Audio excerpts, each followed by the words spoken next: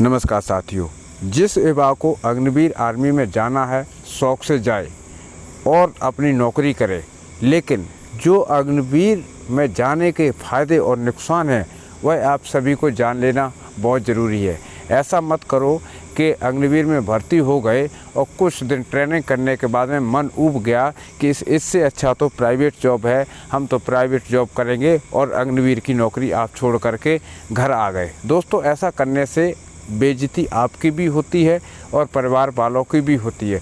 पूरी हकीकत क्या है, अग्निवीर आर्मी भर्ती जिस दिन से लागू हुआ है उस दिन से सरकार इसमें तरह तरह के बदलाव करती रहती है और ऐसे बदलाव बहुत सारे हैं जो युवा जिस बदलाव से बिल्कुल भी खुश नहीं है। और अग्निवीर भर्ती की जो लेटेस्ट अपडेट है, आज के वीडियो में हम आपको क्लियरली बताने वाले हैं कि आपको अग्निवीर में जाना चाहिए या नहीं जाना चाहिए।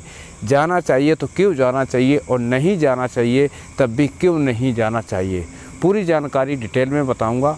जानकारी पूरी देखने के लिए वीडियो को अंत तक देखें और चैनल पर नए हैं तो चैनल को भी सब्सक्राइब ज़रूर कर लें। दोस्तों, आज या कल यानी 4, 5 और 6 जुलाई की आपने एक अपडेट देखा होगा अग्निवीर आर्मी भर्ती को लेकर के, जो सोशल मीडिया प्लेटफॉर्म पर एक खबर वायरल हो रही है कि जो अग्निवीर आर्मी की टेक्निकल भर्ती की जो एज लिमिट थी वह 21 से 23 साल कर दी गई है। तो दोस्तों, इसमें कोई नई अपडेट नहीं है। ये जब भी पुरानी भर्ती भी होती थी उसमें अभी जो ट्रेडमैन और टेक्निकल की जो भर्ती हुआ करती थी उसमें अभी 17.5 से 23 साल की उम्र ली जाती थी। लेकिन ओनली फॉर जीडी की जो बात करूं तो जीडी की जो एज रिलैक्सन है सेम वही है, एज लिमिट वही है, यानी 17.5 से और 21 साल की ही है। तो इसमें कोई नई बात नहीं है। दूसरा बात यहाँ पर जो 50% का कोटा बढ़ा दिया गया है, यानी अग्निवीर आर्मी का 50% कोटा बढ़ाने का वीडियो भी वायरल हो रहे हैं।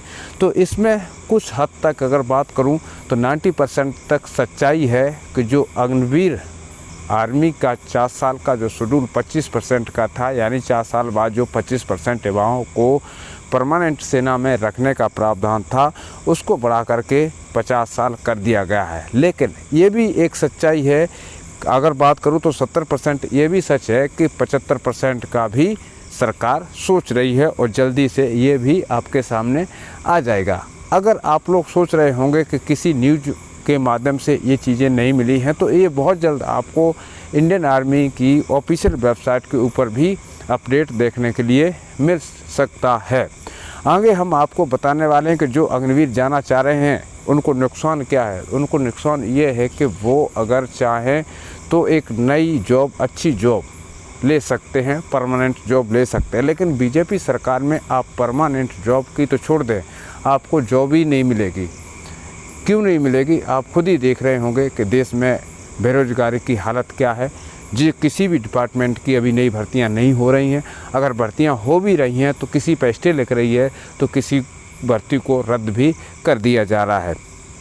ऐसे में युवाओं के पास यही ऑप्शन है कि अग्निवीर की जो 30 से 40 हज़ार पद हर साल आ रहे हैं, इसमें जाने का युवाओं को एक सुनहरा मौका भी है और आर्थिक व्यवस्था को भी जो उनको फ़ायदा हो सकता है। यानी 4 साल नौकरी करेंगे तो काफ़ी सारे बच्चे या गार्जियंस ऐसे हैं जो कर्ज से डूबे हुए हैं, वो यही सोच रहे हैं कि 2-4 लाख रुपए जो मिल जाएगा वह हमारे लिए काफ़ी है, आगे फिर देखा जाएगा।